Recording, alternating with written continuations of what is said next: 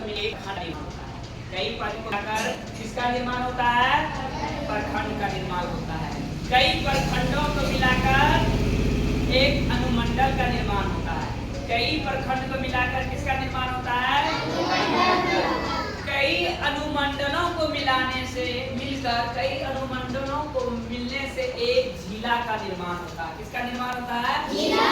कई जिला को मिलाकर कई जिला को मिलाकर एक राज्य का निर्माण होता है।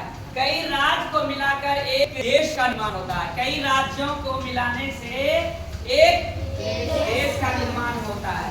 कई देश को मिलाने से एक क्या होता है? महादेश बनता है। कई देश को मिलाने से महादेश बनता है। अब चलो, प्रखंड किसे कहते हैं? प्रखंड किसे कहते हैं? किसका है प्रखंड? जो एक प्रशासनिक क्षेत्र बनता है उसे हम क्या कहते हैं?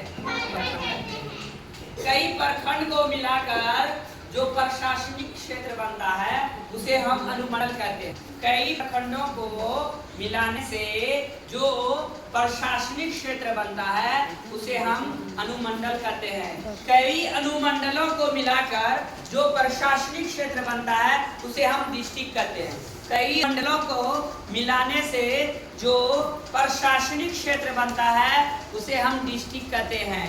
कहते हैं कि नहीं? yes, कई डिस्ट्रिक्ट को मिलाकर जो प्रशासनिक क्षेत्र बनता है उसे हम स्टेट कहते हैं।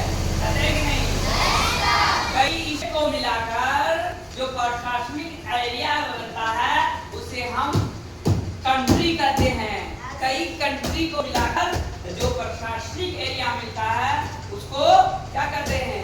महादेश कहते हैं या महाद्वीप। महादेश महाद्वीप दोनों एक ही शब्द होता है, दोनों का मतलब एक ही होता है। ठीक है, महाद्वीप और महादेश दोनों का मतलब एक ही होता है। महाद्वीप बोलो या महादेश बोलो। ठीक है, चलिए, दिक्कत नहीं ना?